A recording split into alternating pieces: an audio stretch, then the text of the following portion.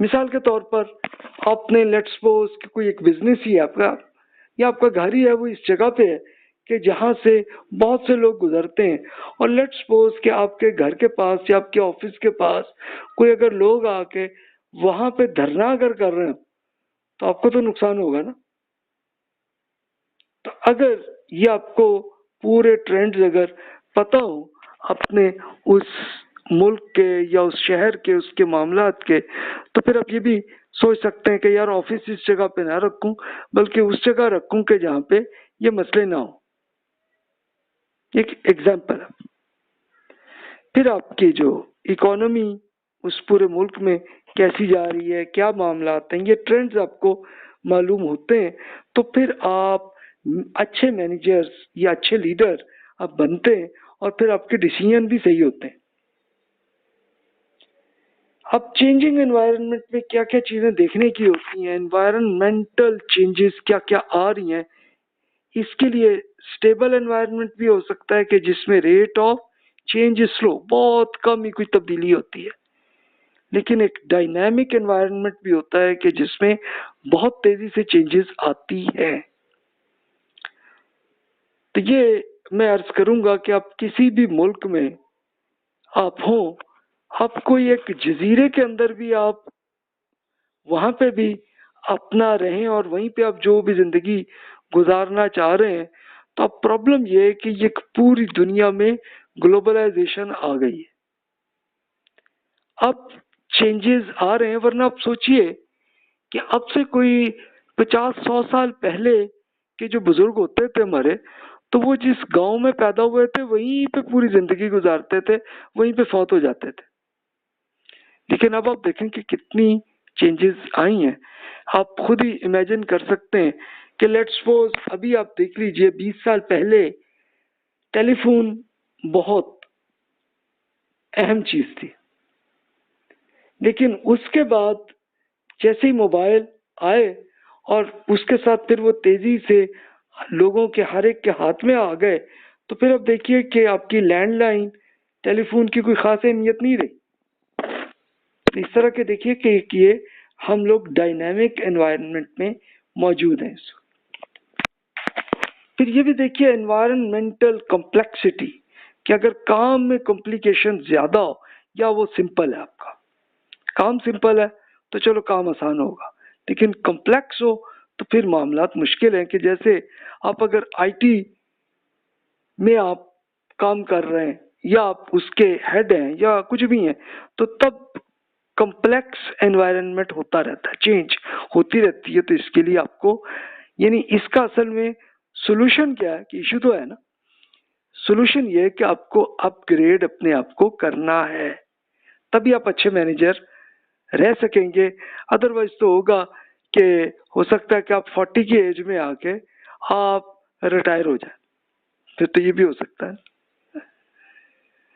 Resource scarcity, इन ये देख लें कि आपके जो आपको अल्लाह ताला ने जो कुछ दिया हुआ, आपको कुछ फंड दिया हुआ है या आपके कोई और एसेट्स दिए हैं, तो अगर ये बहुत ही कम हो तो फिर प्रॉब्लम्स रहेगी, लेकिन अगर बहुत अच्छे अवेलेबल है तो फिर आप कुछ टाइम तक तो कर सकते हैं। लेकिन कैश का मसला तो ये है कि वो आज आपके पास बहुत बड़ा फंड है लेकिन हो सकता है कुछ अरसे बाद ना हो। तो ये चीज भी आपको अगर जहन में हो तो फिर आप अपनी प्लानिंग को सही कर सकते हैं।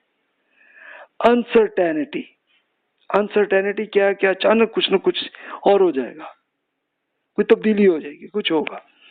तो ये अब आप जरा इसके लिहाज से देखिए, तो ये जो मैंने अर्ज किया कि आपका ये पूरा एनवायरनमेंट में टेक्निकल, पॉलिटिकल, इकोनॉमिक और सोशल कल्चर के लिहाज से तब्दीलियां आ रही होती, तो आप एक अच्छे मैनेजर बन चुके हैं और इससे आगे चल के आप लीडर बन चुके हैं या बनने वाले हैं। तो फिर जरा आप सोच लीजिए कि ये ट्रेंड किसी वक्त भी आते हैं, तो आपको मालूम होना चाहिए कि क्या क्या चेंजेस आ रही हैं। अब मैनेजमेंट के लिए कुछ सलाहियतें अर्ज करता हूँ। एक साइंटिफिक मैनेजमेंट जिसे कहते हैं, ये एक बड़ा पुराना एक थियोरी थी, इसके जिन्होंने बनाया था तो ये फ्रेडरिक टेलर साहब बड़े मशहूर father of the scientific management, उन्होंने किया था। और ये 1911, इन्हें अब से 111 साल गुजर गए, तो उस वक्त उन्होंने ये बुक लिखी थी। और इसके लिए उन्होंने ये बताया कि ये क्या है कि ये थ्रूली studying and testing different work methods, के काम को ऐसे होना चाहिए, ये तरीके से होना चाहिए। फिर उन्होंने identifies the best most efficient way to complete a work, के काम को कैसे किस तरीके से होना चाहिए। फिर develop 4 principles of scientific management, उसके उन्होंने तरीके बताए, 4-5 उन्होंने तरीके बताए। लेकिन इसके लिए मैं ये आपको मशवरा दूंगा, यूट्यूब में आप देख सकते हैं कि जैसे ये चार्ली चैपलिन की एक मूवी थी फैक्ट्री के बारे में, तो फैक्ट्री चार्ली चैपलिन करके आपको सर्च करें, आपको मिल जाएगी। तो उसको अगर एक नज़र देखिए तो उन्होंने एक बाकायदा गलती, मेरे हिसाब से, मैं तो इख्तलाफ करूंगा ये टेलर साहब से, कि इन्होंने ये किया था कि एक इंसान को मशीन बनाने की कोशिश की थी,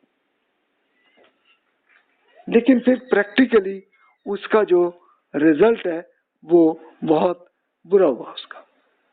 यानी वो जो मैंने आपको सजेस्ट किया, आप उनकी मूवी देख लें तो आपको मजा भी आएगा, लेकिन आपको अंदाजा भी होगा कि अगर इंसान को मशीन बना के आप काम करने की कोशिश करेंगे तो फिर आपको अंदाजा भी होगा।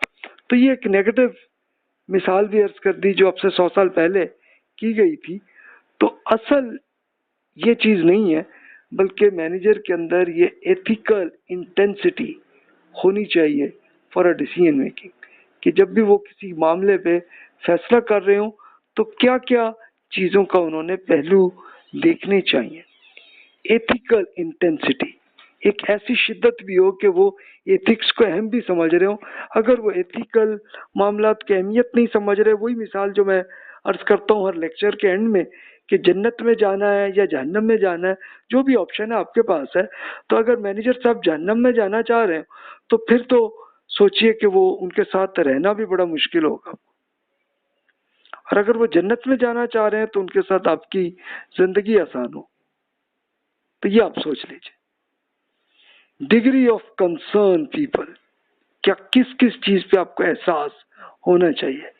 मैग्नीट्यूड ऑफ कॉन्सिक्वेंसेस, कि यार ये अगर गलत हुआ तो इसका क्या रिजल्ट होगा, नतीजा क्या होगा।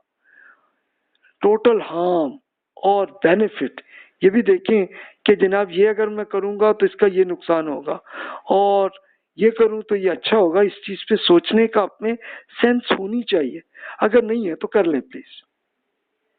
फिर ये होगा कि आपको इम्प्रूवमेंट, अपनी पर्सनैलिटी अच्छी आने लगेगी। सोशल कंसेंसस, ये भी आप में होना चाहिए, एग्रीमेंट और वेदर बिहेवियर इज गुड और बैड। नहीं, आपको ये पता ये काम अच्छा है ये बुरा है, इस चीज की सेंस अगर आपके, ये बिल्कुल ये सेंस का मतलब क्लिक फौरन कर दे, यार ये गलत है, हाँ यार ये अच्छा लगे, दिल में खुश हो रहा है और ये अल्लाह ताला ने हर इंसान को दिया हुआ है। तो आप इस लिहाज से सोचते चले जाइए। तो आप सोशल कंसेंसस में देखें कि लोग कैसे सोचते हैं, तो फिर अगर आपका और आपकी टीम का आपस में कुछ मैच होता है तो फिर अच्छा रिजल्ट होगा। प्रोबेबिलिटी ऑफ इफेक्ट, कि यार ये अगर ये वाकया होगा, ये मैंने हरकत कर ली, ये फैसला कर लिया, क्या रिजल्ट होगा इसका। विल इट हैपन अगेन, क्या अगर ये दोबारा होगा, या अगर गलती भी हो गई ये दोबारा हुई तो क्या होगा। तो अगर ये सेंस आ रही है तो फिर आप एक अच्छे मैनेजर और इसी से आगे स्टेप चल के आप अच्छे लीडर बन सकते हैं।